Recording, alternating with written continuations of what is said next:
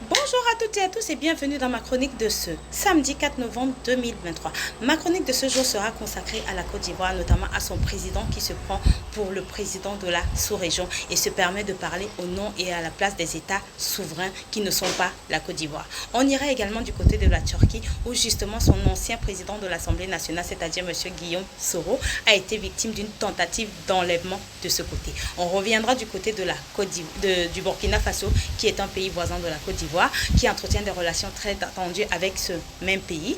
Et ensuite, on terminera par la Guinée-Conakry, où ce matin, très tôt, il y a eu des échanges de coups de feu du côté de Kaloum. Donc, allons-y du côté de la Côte d'Ivoire. Alors, le 2 novembre dernier, M. Alassane Ouattara, qui se prend pour le président de la sous-région, a reçu la visite de Mme Marie-Christine Saragosse, qui n'est autre que la PDG de l'agence France Média Monde. Cette dernière a dit s'être rendue de ce côté pour commémorer la mort en 2013 de la journaliste Ghislaine Dupont et du journaliste RFI et du technicien RFI M. Verlon. Et pendant ces échanges, M. Ouattara, une fois de plus, s'est permis de parler au nom et à la place des pays souverains. Alors il a dit qu'il a déjà d'ailleurs vanté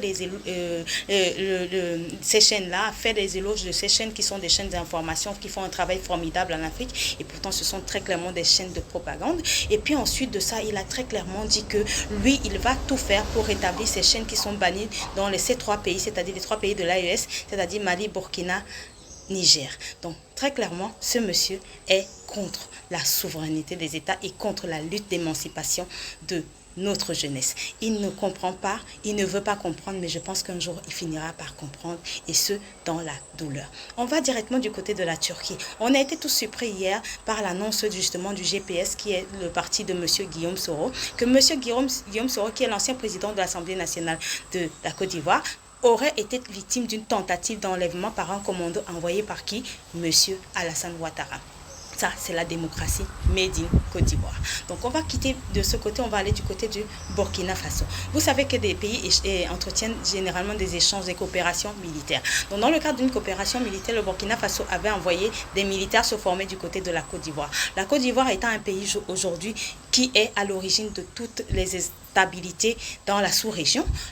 Vous êtes sans ignorer qu'en septembre dernier, lorsque le capitaine Ibrahim Traoré a été victime d'une tentative d'assassinat, le nom de ce pays et de son dirigeant ont également été cités. Donc pour des raisons de sécurité, ils ont décidé de rompre ces accords et de renvoyer les 14 militaires qui étaient en formation de ce côté. Parce que très clairement, le pays craint que ces militaires soient formés pour venir déstabiliser justement le régime en place. Et j'encourage les autres pays de la région qui justement coopèrent avec la Côte d'Ivoire de ce côté de faire de même. Ce pays est un pays déstabilisateur des États voisins. Voilà, c'est ce que je voulais dire de ce côté. Et là, on apprenait également que Mme Olivia Rwamba, qui est la ministre des Affaires étrangères du Burkina Faso, s'est rendue en Italie le 31 octobre dernier, où elle a rencontré justement, elle a eu une séance de travail avec des membres de l'ambassade, mais également elle a rencontré le ministre des Affaires étrangères de l'Italie, M. Edmondo Cirielli, avec qui ils ont échangé en ce qui concerne la situation socio-politique du Burkina Faso et également parlé des futures coopérations économiques que les deux États vont entretenir. Et ce monsieur lui a très clairement dit à Mme Olivia Rwamba que effectivement l'Italie est au courant de la lutte que mène pour sa souveraineté que mène le Burkina Faso et qu'il veut être l'un des avocats de cette cause noble. C'est à saluer. Donc on va directement du côté de la Guinée-Conakry où à 4 heures du matin, il y a eu des échanges de feu et l'évasion de monsieur le dictateur Dadis Camara ainsi que 3 autres membres. Mais parmi les 3 autres membres, il y en a un qui est retourné en cellule. Il s'est dénoncé lui-même parce qu'il ne sentant pas l'opération. Ça, c'est des informations reçues du ministre de la Justice qui est d'ailleurs à l'étranger pour des soins. Donc il nous a dit qu'il n'y a pas eu plus que ça. Il y a 4 membres et un est aujourd'hui retourné en prison. Mais les 3 autres sont toujours en cavale. Donc, on vous en dira un peu plus une fois qu'on aura de plus amples informations. Je vous remercie. Bon week-end à vous et à très bientôt.